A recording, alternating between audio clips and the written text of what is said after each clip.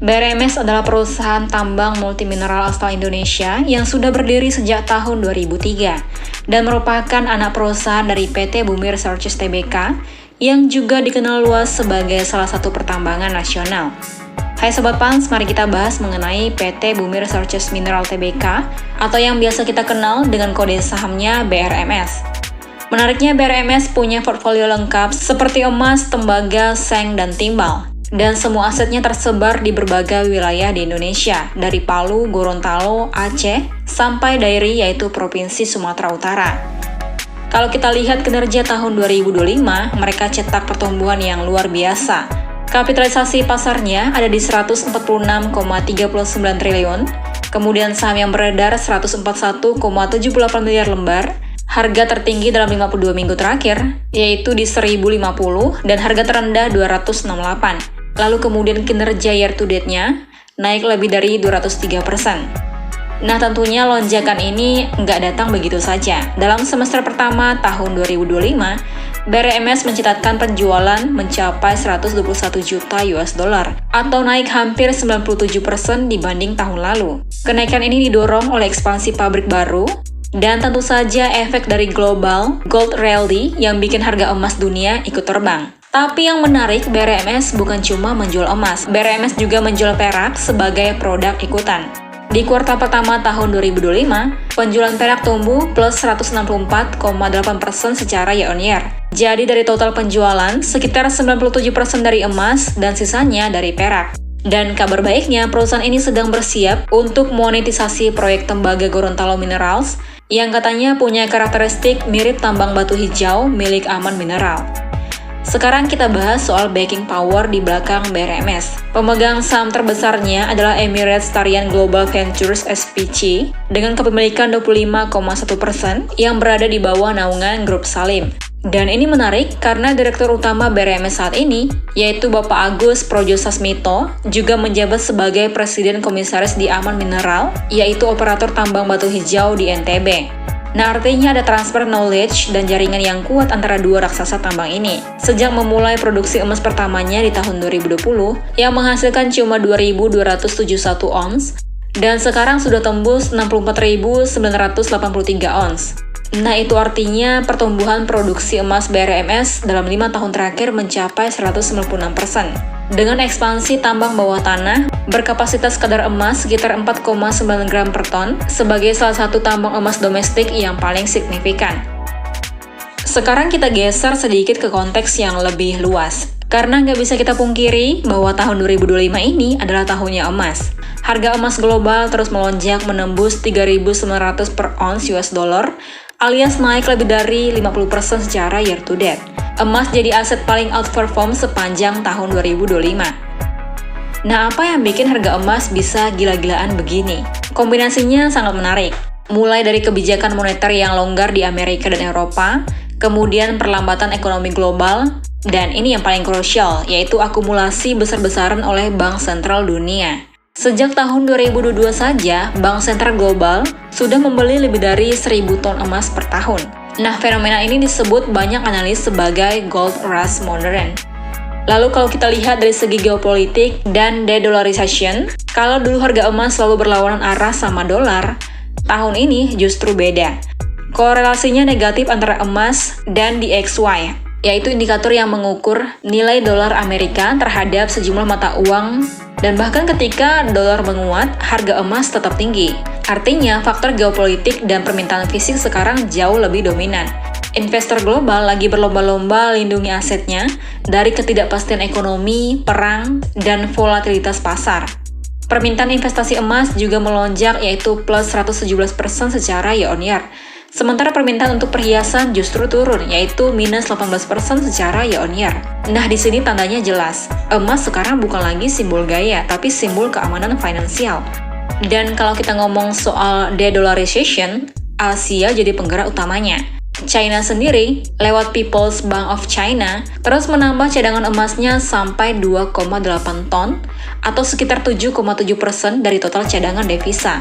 Kemudian India juga ikut memanas. Menjelang musim pernikahan dan festival, Impor emas di bulan Agustus tahun 2025 mencapai 5,2 miliar US dollar, yaitu naik 37% dibanding bulan sebelumnya. Nah, lalu sekarang pertanyaannya gimana dengan Indonesia? Tren emas di dalam negeri juga lagi positif. Harga emas domestik sudah naik sekitar 2,6 juta per gram. Meskipun produksi nasional turun dari puncaknya, yaitu 130 ton di tahun 2018, menjadi sekitar 70 ton di tahun 2024. Konsumsi emas di Indonesia juga masih stabil, di kisaran 40-60 ton per tahun. Tapi tren investasinya meningkat tajam. Menariknya, survei menunjukkan bahwa 48% perempuan dan 28% milenial memilih emas sebagai aset investasi utama karena dianggap paling aman dan liquid. So yes, gold momentum masih kuat banget. Nah, kemudian apa kabar BRMS di tengah euforia emas? Ya, jelas banget BRMS termasuk salah satu penerima manfaat terbesar. Di semester pertama tahun 2025, penjualan mereka tembus 121 juta US dollar, yaitu naik 97% dibanding tahun lalu. Memang di kuartal kedua, penjualan sempat turun jadi 58 juta US dollar atau minus 9% secara kuartalan, tapi kalau dibanding tahun lalu masih tumbuh plus 40% secara year-on-year. Penurunan ini bukan karena permintaan melemah, tapi karena faktor teknis di tambang Proboyo, di mana BRMS lagi melakukan pushback untuk membuka zona biji emas dengan kadar lebih tinggi. Nah, akibatnya kadar emas sementara turun ke kisaran 1-1,4 gram per ton, dari sebelumnya 2,5 gram per ton. Tapi ini cuma penyesuaian sementara, karena operasional mereka tetap tumbuh. Bahkan perusahaan mencatat laba bersih di kuartal pertama tahun 2025 sebesar 23 juta US dollar, yaitu naik 156% secara year-on-year. Nah, kemudian ada satu hal menarik. BRMS juga mencatat penghapusan aset tetap senilai 14 juta US dollar yang berasal dari dua hal, yaitu pembatalan proyek bauksit senilai 6,5 juta US dollar karena hasil pengeborannya tidak ekonomis. Kemudian yang kedua, penggantian mesin lama di Seal Plant 1 untuk persiapan ekspansi kapasitas yang senilai 6,5 juta US dollar. Oke Sobat Pans, kalau kita zoom out sedikit dari BRMS dan lihat lebih luas, Indonesia ternyata punya peta tambang emas yang sangat strategis. Hampir di setiap pulau besar di negeri ini, ada potensi emas ekonomis, baik dalam bentuk endapan primer seperti epithermal dan porphyry, maupun endapan sekunder seperti aluvial. Secara geologi, jalur emas Indonesia mengikuti sabuk mineralisasi Sunda sampai Banda yang membentang panjang dari Sumatera, Jawa, Kalimantan, Sulawesi sampai ke Nusa Tenggara Timur. Di Sumatera ada tambang emas besar Martabe yang dikelola oleh PT Agincourt Resources, bagian dari grup United Tractors atau UNTR. Tambang ini punya karakteristik epithermal vein dengan kadar emas yang tinggi. Kemudian sedikit ke utara, Aceh juga punya potensi besar lewat proyek Lingga Mineral Resources bagian dari portfolio BRMS. Lalu kita beranjak ke Kalimantan. Emas di Kalimantan kebanyakan berbentuk aluvial, atau yang biasa kita kenal dengan emas rakyat. Skalanya kecil, tapi jumlah pelakunya masif. Nah, sekarang ke Sulawesi Tengah. Inilah hotspot emas baru di Indonesia, karena ada dua proyek besar beroperasi di sana, yaitu Praboyo milik BRMS, lewat anak usaha mereka yaitu CPM, dan juga PANI milik MDKA. Keduanya menyumbang cadangan emas terbesar di luar Papua dan menjadi simbol kebangkitan tambang emas modern di Indonesia. Dan tentu kita nggak bisa lewatin Papua, rumah bagi tambang emas raksasa dunia, yaitu Grasberg, yang dioperasikan oleh PT Freeport Indonesia yang merupakan tambang dengan cadangan lebih dari 24 juta ons emas. Lalu kalau kita lihat lagi di kawasan timur, Nusa Tenggara Barat ada batu hijau milik Aman Mineral atau dengan kode sahamnya AMMN. Tambang ini sebenarnya tambang tembaga, tapi menghasilkan emas dalam jumlah besar sebagai byproduct. Nah, kesimpulannya dengan momentum gold rush global dan potensi eksplorasi baru di sabuk mineral Nusantara, BRMS dan industri tambang Indonesia sedang bersiap menambang peluang sebesar cadangannya. Nah Sobat Pans, itulah dia sekilas pembahasan mengenai saham BRMS.